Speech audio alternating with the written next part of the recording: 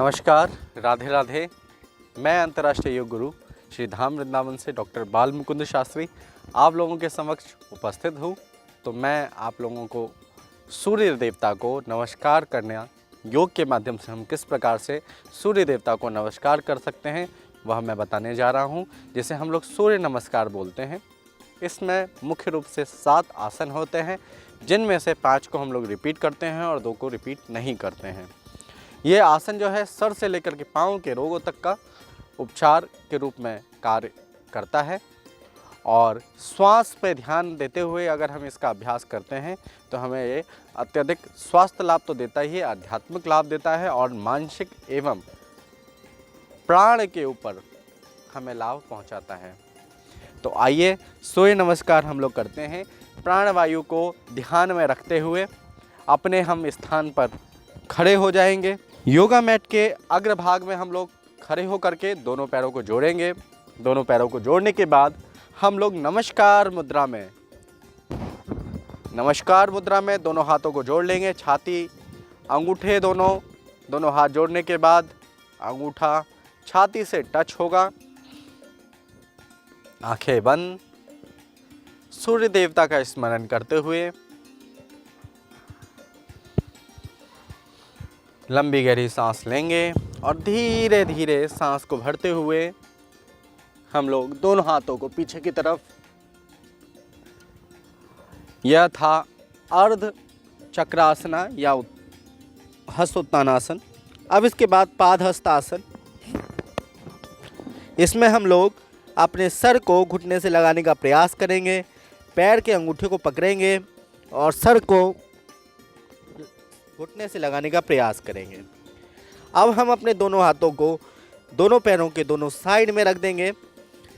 फिर से सांस को भरते हुए हम लोग अपने बाएं पैर को पीछे ले जाएंगे, दायां पैर दोनों हाथों के बीच में ऊपर की ओर देखेंगे। आसो संचालन आसना।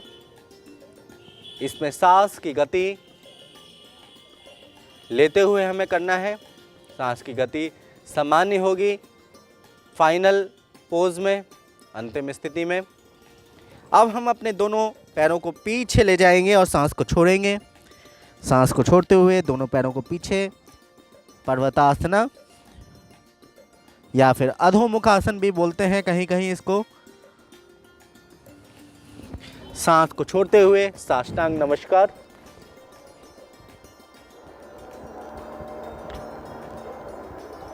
पुनः अपने दोनों पैरों को पीछे छोड़ें, सांस को भरते हुए भुजंगासना।